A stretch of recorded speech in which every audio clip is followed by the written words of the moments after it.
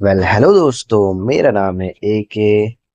तो लास्ट हम लोगों ने यहाँ तक पढ़ा था कि कलाम साहब जो थे, उनको मतलब उन्होंने एक कंपटीशन में पार्टिसिपेट किया था तमिल, अपने तमिल भाषा को लेकर। वो फिर वो कंपटीशन जीत भी गए थे। उसके बाद से ये पैराग्राफ हमने छोड़ दिया था, इसको पढ़ते हुए आगे बढ़ेंगे अब। So the most touching memory of MIT is related to Professor Sander. We were posing for a group photograph as a part of a farewell ritual.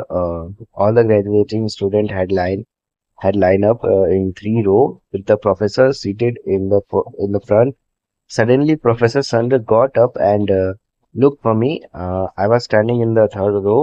Come and sit with me in front, he said. I was taken aback by Professor Sponder's invitation. You are my best student, and hard work will help you bring a great name for your teacher in future.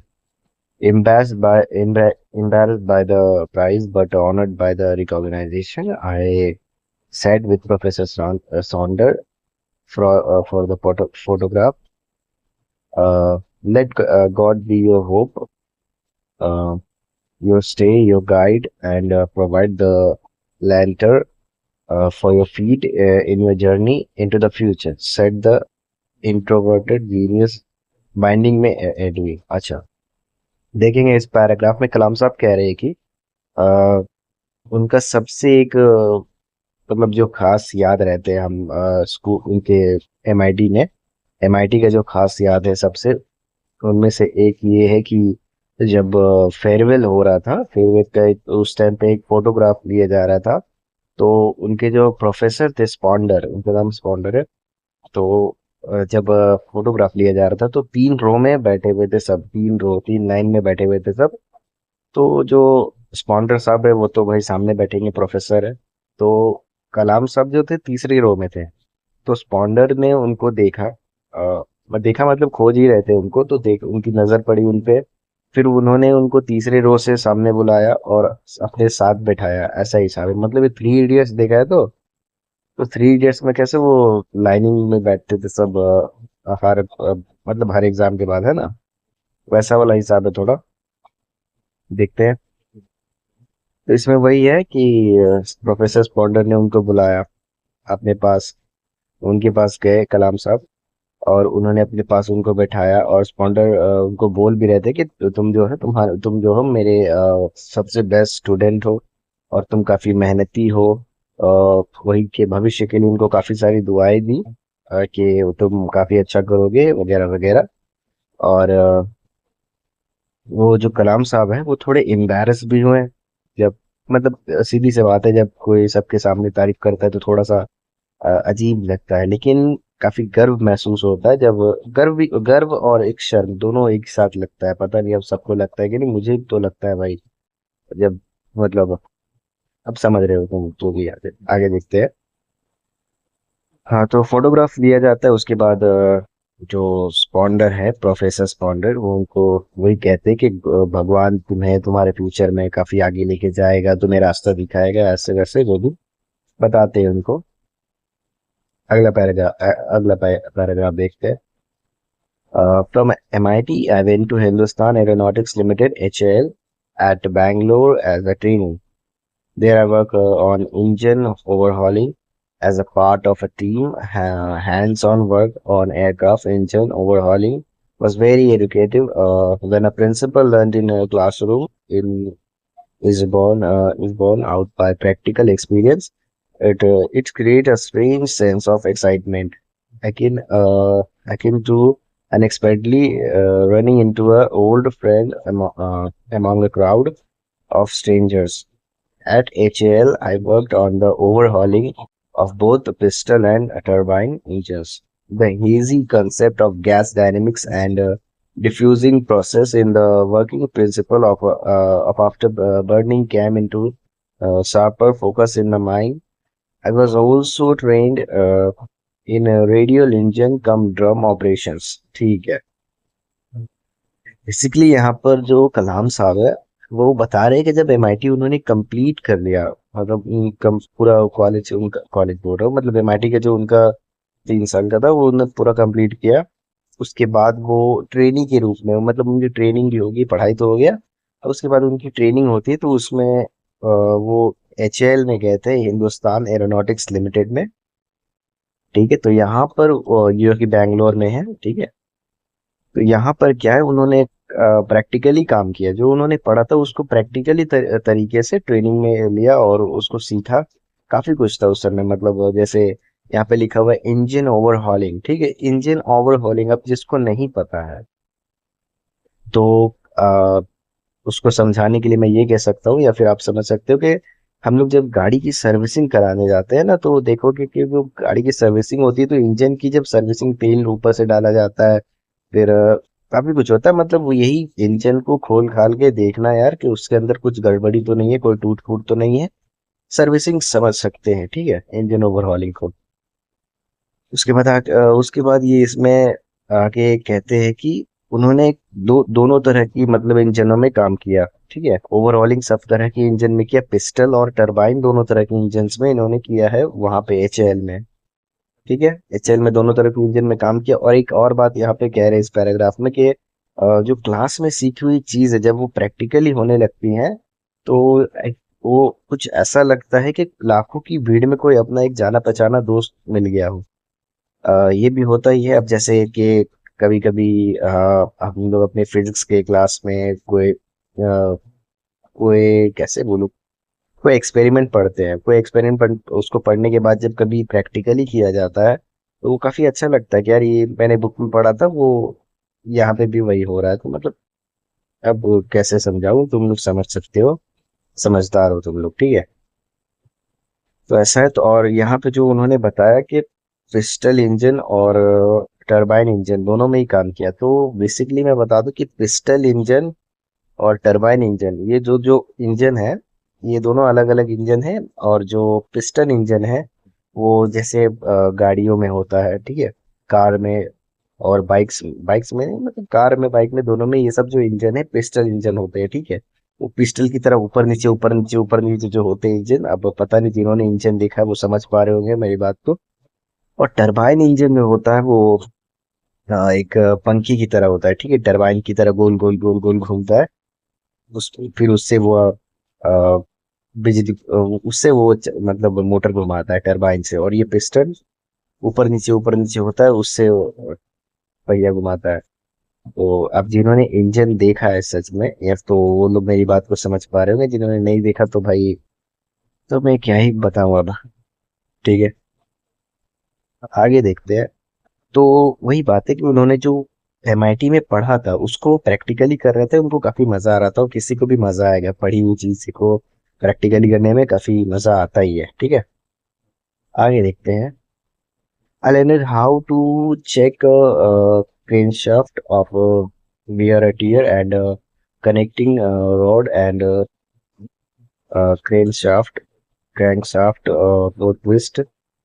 I did calibration of a fixed pitch fan fitted to a supercharged engine. I opened pressure and acceleration, curve speed control system, and air starter supply system of turbo engines. Getting to understand feathering, unfeathering, and reserving of propeller engines was very interesting. The demonstration of delicate art of beta blade angle control by HL technicians still lingers in my memory. They had neither studied in major universities nor were they merely implementing what their engineer in charge was suggesting. They had been working hand on for years, and this had given them something like an mm, intuitive feel for the work. ठीक है। इस paragraph में basically कुछ ज्यादा कुछ नहीं है, मतलब कलाम साहब कह रहे हैं कि, मतलब वो अपनी काम बता रहे हैं कि उन्होंने वहां पर क्या क्या काम किया था ट्रेनिंग के तौर पर एचएएल में, ठीक है। तो बेसिकली जो क्रैंक शाफ्ट है, ये एक तरह का टूल जैसा है, कहेंगे तो नहीं, इंजन का एक पार्ट होता है जो पिस्टल ऊपर नीचे होती है, उसमें ये लगा रहता है या फिर टरबाइन में किसी में लगा रहता है, वो घूमता है ना, पिस्टन क्या ऊपर नीचे हो रहा है, तो उसमें ये ऐसे लगता है जिससे ये चक्का घुमा पाए, ठीक है, क्रैंक शाफ्ट। ऐसा एक इंजन का पार्ट है ये। और उसके बाद ये कहते हैं कि वहां पर जो और भी जो वर्कर्स थे, वो उन्होंने कहीं से कोई पढ़ाई नहीं की थी वहां पे, ट्रेनिंग के रूप में कहते हैं, लेकिन वहां पर और भी वर्कर्स रहते हैं शहर में, ठीक है। तो वो लोग जो रहते हैं वो ट्रेनी नहीं रहते, वो लोग वहां पर काम कर रहे होते हैं, इंजीनियर्स की बात मानते हैं, ठीक है। इंजीनियर्स जैसे कहता है वो उनको वैसे करते और वो लोग ना काम करते करते काफी कुछ सीख जाते हैं, ठीक है। कभी आपने देखा होगा जैसे डॉक्टर जो रहते हैं, डॉक्टर्स उनके यहाँ जो कंपाउंडर रहते हैं, तो वो काम देखते देखते ना सीख जाते हैं काफी कुछ, काफी सारे दवाइयों के नाम जान जाते हैं, काफी सारी मतलब काफी कुछ सीख जाते हैं काफी हद तक। तो वैसे ही यहाँ पर जो ट्रेनी तो कलाम साहब लोग थे, जो MIT करके उसके बाद यहाँ आए थे, लेकिन वहां पर काफी लोग पहले से काम कर रहे होते, वर्कर्स हर जगह होते। तो वो लोग पढ़ाई नहीं किए हुए थे किसी यूनिवर्सिटी से, और ना ही कहीं बड़े कुछ कॉलेज वगैरह से। फिर भी वो लोग अपने काम के प्रति एक्सपीरियंस उनको इतना हो गया कि काफी आसानी से वो सारी चीजें कर रहे थे। वही कलाम साहब यहाँ पर वही बता रहे हैं, उन वर्कर्स की तारीफ भी कर रहे हैं, ठीक है। आगे देखेंगे। ये शायद मेरे ख्याल से लास्ट पैराग्राफ है इस पार्ट का, मतलब इस चैप्टर का, दूसरा चैप्टर का। इसके बाद इसका तीसरा चैप्टर शुरू हो जाएगा, ठीक है। तो हम जो क्या करेंगे कि ये जो दूसरा चैप्टर का जो ये पार्ट है, ये खत्म करने के बाद इसको यहीं रोक देंगे, ठीक है। फिर तीसरा जो शुरू होगा उसके लिए अपन अगले पार्ट में करेंगे, ठीक है।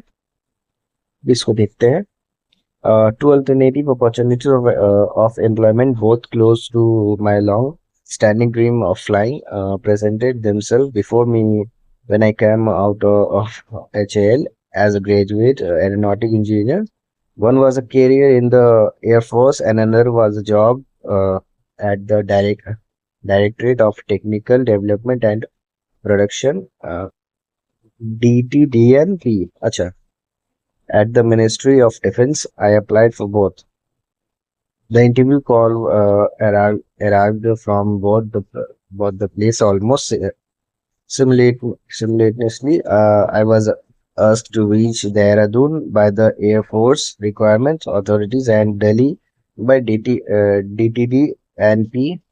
There, the boy from the Coromandel coast took a train to the north of India.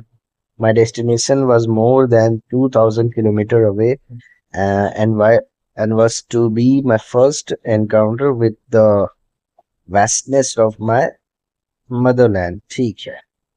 तो इस पैराग्राफ में हम साहब कह रहे हैं कि अ, देखो, अब उन्होंने ट्रेनिंग के तौर पर ट्रेनिंग भी ले ली, और MIT वगैरह भी हो गया उनका। तो अब उनका टाइम हो गया अब काम करने का, है कि नहीं, जॉब करने का। तो अब ये कह रहा है कि जब उनके पास अब दो तरह की अपॉर्चुनिटीज आई, ठीक है। एक तो थी के मतलब वो क्या नाम है, एक तो थी, देखो, HL से करके निकल गया, अब उनके पास एक तो थी कि वो एयरफोर्स में चले जाए, ठीक है। और दूसरा था directorate of technical development of and production, इसमें वो काम कर सकते थे, दोनों ही काम। अगर वो दोनों में से कुछ भी करते तो उनका जो सपना है एरोप्लेन उड़ाने का या हवा में उड़ने का, जो भी एरोप्लेन उड़ाने का, तो दोनों में सफल हो जाता है ये दोनों। अगर कोई भी दोनों में से काम करते तो उनका सपना पूरा हो जाता है, ऐसा था वो हिसाब, ठीक है। तो उन्हें दोनों के लिए अप्लाई कर दिया। अब बात ये है कि दोनों की तरफ लगभग लगभग सेम टाइम में इंटरव्यू कॉल आ गया। अब एयरफोर्स के लिए उनको देहरादून जाना था, और डी और DTD जो है इसके लिए उनको दिल्ली जाना था।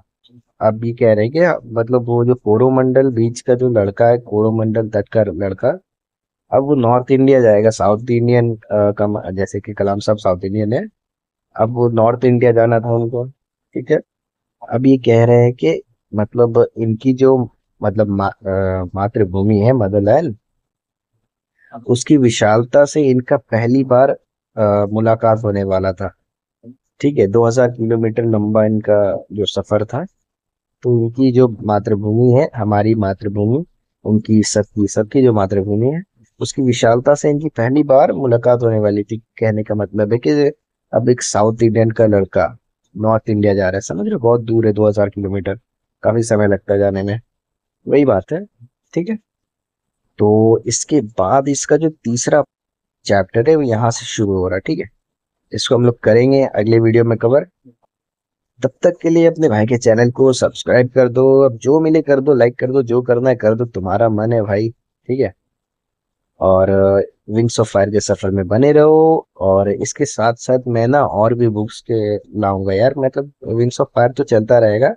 बड़ी लंबी है ये कहानी। ठीक है।